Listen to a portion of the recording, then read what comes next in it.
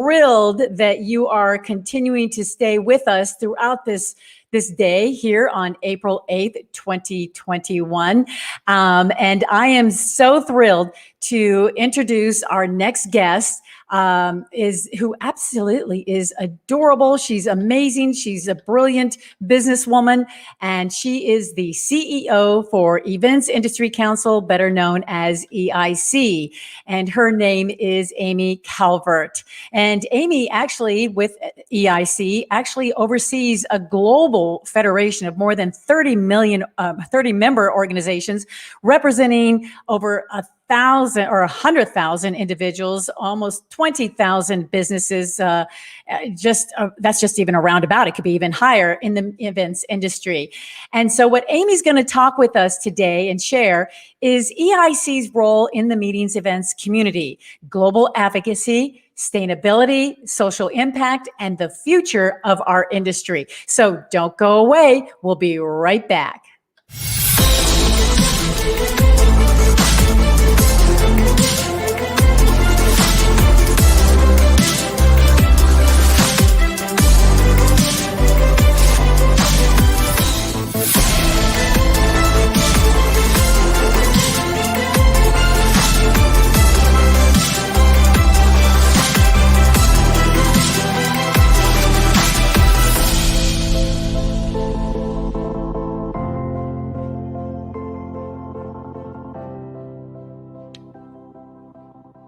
Welcome back, everyone. Again, this is Deborah Gardner with Hospitality Today Live here on a very special day, GMID 21 on April 8th. And I have my very special guest, Amy Calvert. Welcome.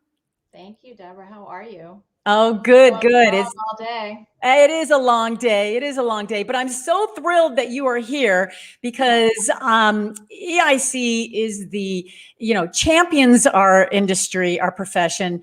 It's such a great staple to what we do in the industry. And that's why I'm just so thrilled that you are here to talk to you about it. And I want to get right into it because from being in the hospitality business for a while that you have, and now 2 years in your role with EIC, on a global basis, can you tell us about EIC's work that amplifies the impact of the industry? Sure. I can't believe when you say it's almost 2 years that it's been that long, really. Time has gone by so fast. So I think, one of the roles that, really our mission is really to be the voice of the global business events industry through channels such as advocacy, research, professional standards, and also professional recognition. So what we really aim to do is, as you said, we're a federation of over 30 members. We represent, through those 30 members, over 110,000 professionals. We really aim to serve those professionals through those channels, through those resources, by aggregating and curating, the breadth and depth, not only of our member resources, but of all of the knowledge from our stakeholder partners, so that professionals that are interested in beginning a new journey, whether it's learning more about advocacy or learning about research or learning about sustainability, they have a place to begin their journey. And that's really EIC's role.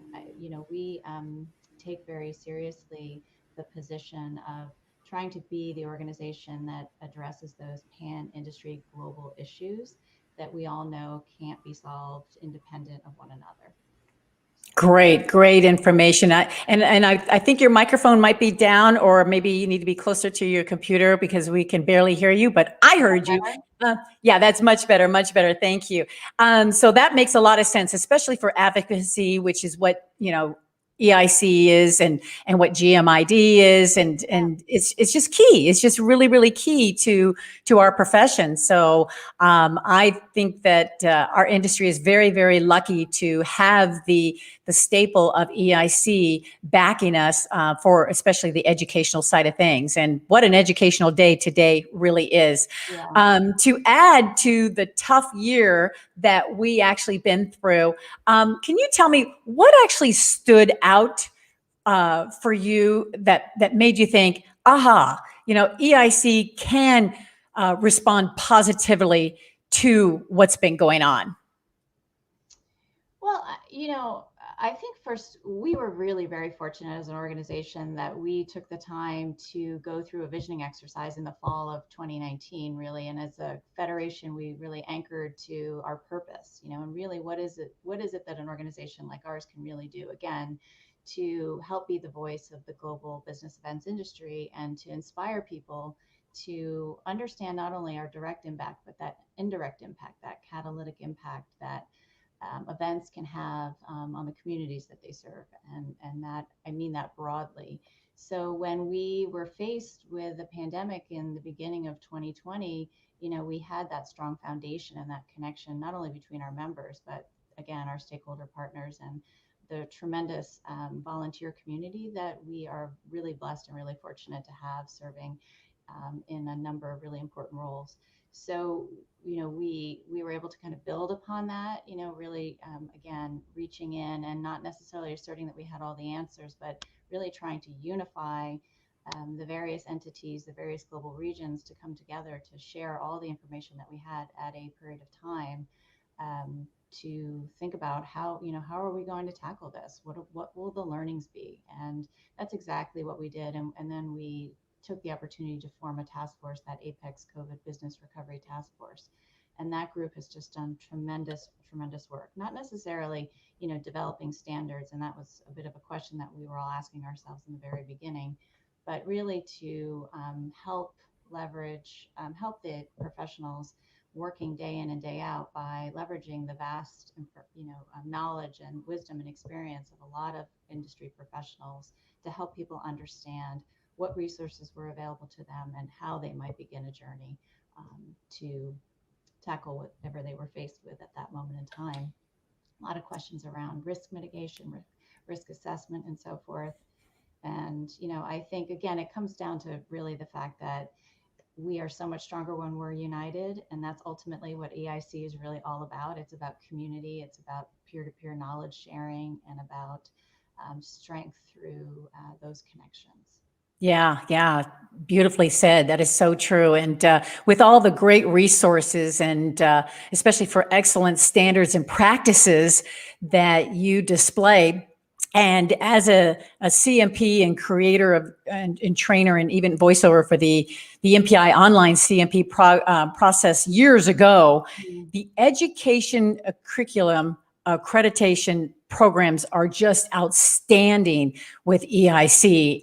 What can our industry professionals look forward to or even get involved in now to provide the skills needed today? Because when the floodgates open for meetings, in-person meetings happen, they got to be ready, right? Yeah, yeah. Well, I think one of the things we've been talking a lot about is resilience. What does it mean as an individual, as a professional, as an industry, to find those resources to be resilient? And a lot of what we had hoped would be the case was indeed what happened. So professionals decided to take this opportunity not only to connect and to learn from one another, but to invest in their professional career journeys. Even though this has been tremendously challenging for so many individuals, they've been facing, personal and professional challenges. And, we wanted to show up in a really compassionate and really flexible way for the CMP community. We found that there were people that were willing to continue on that CMP journey, that were, supporting our members' certification programs. People were, really saying, we're not losing hope or optimism. We are going to remain convinced that we are a strong, resilient industry, and we are going to prepare ourselves. We're going to adapt and innovate, and learning and investing in your professional development is a really important part of that, right? Professional Right. development in terms of your education and your networks, building those resources, and you get so much out of both, right? We all know from our personal experience that we invest time, we invest energy, and what we get in return is typically so much greater than what we've given. Yeah, very, very true. Wow. Yeah, I'm a big believer in EIC and everything that they stand for. And if any new emerging hospitality professionals are out there, the best thing they can do is get involved with EIC. And I think that is key. How do they get involved other than just, utilizing the accreditation and the practices? What else can they do to help themselves get prepared for when, again, things open up? Well, our industry is, we're very, very fortunate. We have people that are very, very engaged in volunteerism and Right. this focus on giving back. And EIC, just like all of our member organizations, has some standing committees that people can apply to be involved in. We have a number of task force groups working together right now. And these groups stay together over a period of 2 years. And it's just a wonderfully rewarding experience, both for the team at EIC and I think for the volunteers, because you're making connections beyond your normal sphere of influence, right? So if you Right. all sort of have our professional homes, I happen to be really involved in PCMA from the very beginning of my career, and then of course IAE and MPI. Everyone has their place, and I think that's such a beautiful thing. And then when you know step up and volunteer for EIC, your network just expands to a global community of volunteers from all over the world. And we're really focused in a couple of key areas: sustainability, social impact, and I know you and I talked about the fact that we have this equity task force now. And of course, we have the Apex Commission and the Apex COVID Business Recovery Task Force. We have the CMP Commission, and those folks are just fantastic. They are Right. working on a really important project right now, looking at the competency profile for CMP. Oh, That will really, to your point, and the question you asked just previously, it's something that organizations that provide certification or certificates take a look at on a set rotation. For CMP, we look at our body of knowledge and the key international standards and domains every 5 years. So the commission is going to be, along with some task force work and some focus groups, really looking at, what is the essential body of knowledge? What are those key skills? Where do we need to be thinking and looking beyond that which we are focused on now, to ensure that the CMP certification is a reflection of those competencies that will future-proof, that designation. So yeah.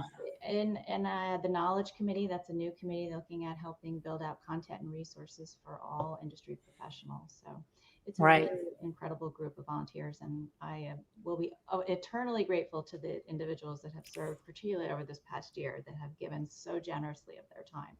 Yeah, that makes sense. The people. Yeah, that makes So, sense. yeah, I mean, reach out to me, reach out to any team member.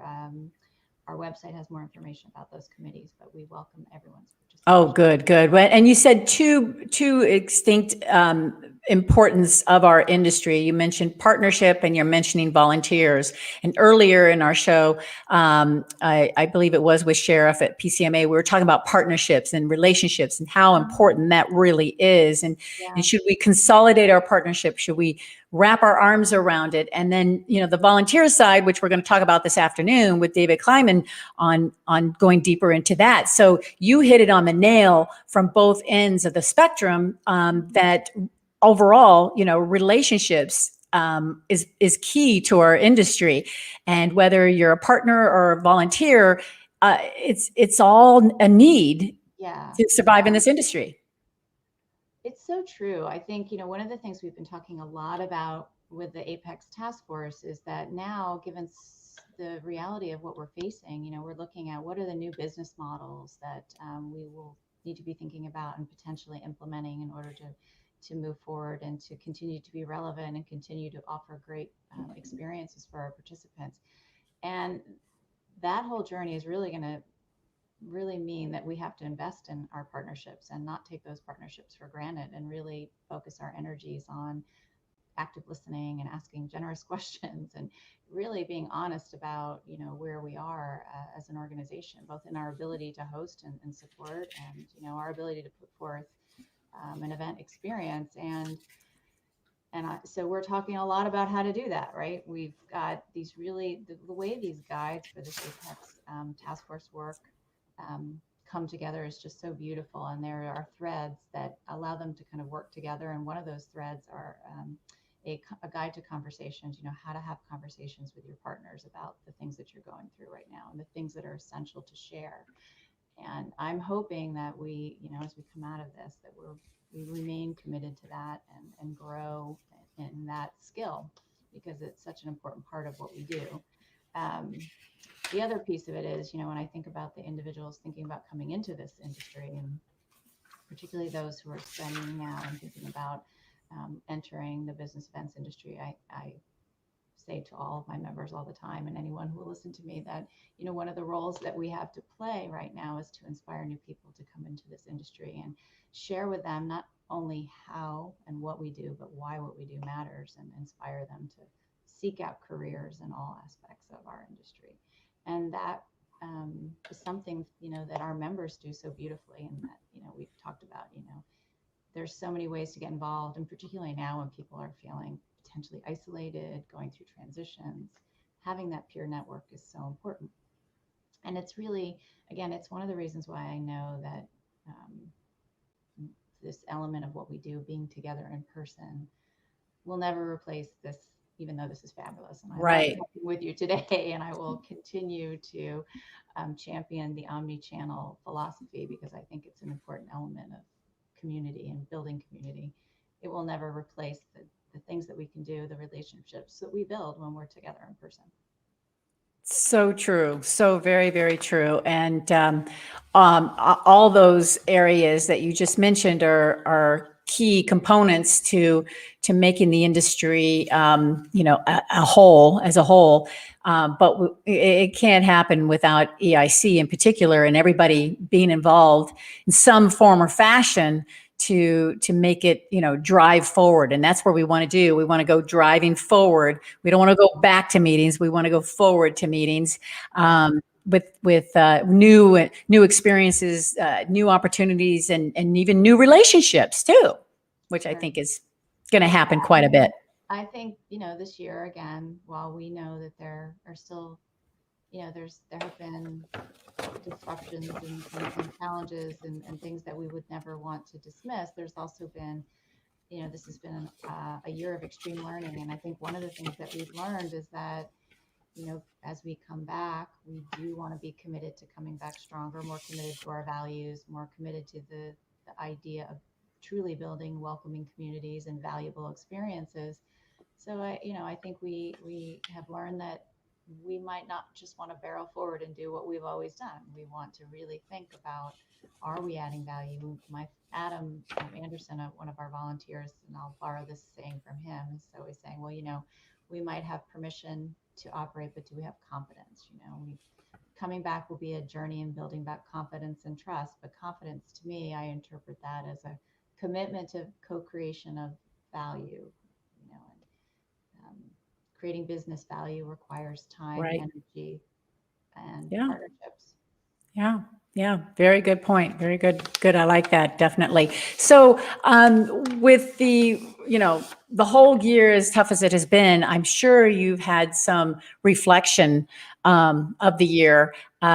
Is there anything that you personally learned about yourself or about, EIC? I'm thinking, from you've been there 2 years now, and from a scale of 1 to 10, in 2 years, it seems like it's a 10. I mean, you've just really have done such great work with EIC. A lot of changes, a lot of upgrades, and you're out there. It's just the industry knows about it, and knows how to utilize it. But I'm wondering, is there anything that you learned looking back at this past year, reflecting back?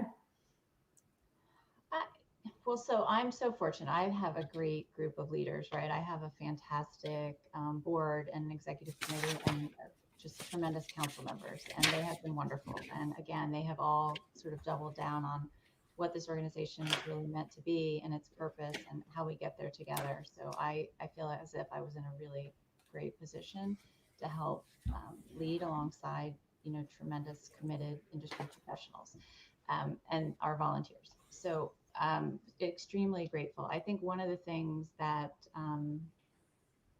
I guess I'm reminded of, because I feel as if I learned this lesson a bit when I was in Baltimore, when we were going through the crisis with Freddie Gray, and that is sort of a lesson in leadership, right? That we bring our expertise and we bring our knowledge, But when we go through times such as this, we have to bring our hearts, and we have to, be open and honest about, kind of where we are, and allow other people to do the same. And that requires a different skill set and a different mindset. And when you think about, sort of the backdrop of what we've all been faced with as it relates to this global pandemic, which cuts at the heart of issues around equity and humanity, I think that one of the things I've learned is that, you kind of have to continue to work at that, and continue to check yourself and to make sure you're showing up in that way. And sometimes it is just about showing up and saying you're not sure, and allowing others to say the same thing. The other thing that I've learned, and we want to continue to work on as an industry, is that we have to keep reaching out beyond our industry to talk to people in adjacent industries and other sectors to share learnings, because there's so many common experiences. And I think that there's so much to be gained by developing and maintaining those relationships as we go about the business of really trying to tell sort of our best story. Good stuff. Yeah. It's really easy to just reflect and go, okay, this is what I've learned. This is what I know works or doesn't work. But I think we've all had some pretty good quality time with ourselves to some might want, but yeah. Exactly. Start traveling again. Along with, I don't know, I've learned how to cook more and clean more, but I'm ready to get back on the traveling road. Aren't you? Oh yeah. Yeah, right. A little bit. So I have been on a plane. I have been in hotels, and I've talked to a lot of the frontline workers. I was away just a couple of weekends ago at a hotel, and I said, so how are you all doing? I grew up in the hotel business, and I was talking to a couple of different people that were, working in various capacities, and, they were so lovely. We're so happy to see people. We're so happy you're here. Yeah. We have been working, and we love it. And, it just really, because I actually have the chills right now. And I talked to the general manager, and I thought, wow, you have a fantastic team. And so, I know that we're all ready to get out there and to do what we do, because this is why we love what we do, right? Because we learn and grow as we get out there, and we push ourselves, and we see new places and meet new people, and go beyond our comfort zone. So true. So true. And I know, 83% of Americans right now feel the same way. They're ready to get traveling and getting, everything going. And I know a lot of it will really help once the vaccine situation is done. That's kind of what we're waiting for. And we'll see how people respond to that. But I think it's going to be pretty positively, and I'm excited about that. Yeah. I mean, all the indicators are suggesting that is the case. We always knew this would be a recovery that was, led by science, and that remains to be true. And overall, while there's, there has been an ebb and flow in the vaccine rollout, and there are some challenges there, I think that sentiment shows globally that people are ready and willing. And that's a personal journey. And I think everybody knows that we have to be respectful of where people are, and create opportunities for our community based on where people are, meet them where they are. But all the, global indicators are very positive about growth in 21 into 22. The demand is there, and what we have to be really mindful of is how do we support our workforce and their ability to come back and come back in a way that they feel prepared and comfortable and capable and appreciated. So. Yep. Well, message to my viewers, you heard it right here. Amy Calvert from EIC, definitely full of wisdom and knowledge, and so proud of you with the work that you have done. And I just can't wait as things are only going to get better when we can move forward with meetings. That's for sure. Very soon. I believe that to be true. So Deborah, you too, great work. Thank you for being such a champion. Absolutely. Creating these forums for us to come together and having me here today. It's always great to see you. and I love the work that you're doing. So keep it Oh, up. great. Thank you so much. It's all part of volunteering, that's for sure. But I wanted to go ahead and put your contact information there for anybody that wants to reach out to you, whether it's, you know, the website or your email. Any other way that people can reach out to you? That's probably the best way. These are the best ways. Okay. Got it. Got it. Probably That makes a lot of right now. sense. Yeah, well, thank you. This has been an absolute pleasure. We're definitely, again, looking forward to moving forward with our meetings, and I'm looking forward to moving forward to get the opportunity to see you as well, face to face. So thank you so much, Amy. Really appreciate it. Thanks, Deborah. Happy GMID Day. Yes, happy GMID Day, everyone. Okay, bye-bye. Well, there you have it. We have the CEO of the EIC organization, Amy Calvert, who just shared with you her brilliancy and update on EIC and how important it really is for our hospitality industry to get involved and to utilize the accreditation, education, and all the things that EIC has to offer. It is the number one stop for the industry as they champion our profession for many, many years. And it's under great direction under Amy. So if you'd like to see this episode again or share it, by all means, you know, you can go to our Facebook page or our YouTube channel, Hospitality Today Live. And if you have any feedback or comments to this episode, we'd love to hear them. Send them on over to our email, hello@hospitalitytodaylive. And you know what? We're not stopping here, ladies and gentlemen. We are moving forward to even more more conversations with the top leaders of our industry. And next up, we're actually going to hear from Tamala Baylock with us. She will be with us. She's with the principal of Baylock Consulting. And on this special GMID Day, Tamala will share with us about truth and accountability, along with the critical importance on local government networking and relationship building. So we want you to stick around. Don't go far. Take a quick break, and we'll be right back.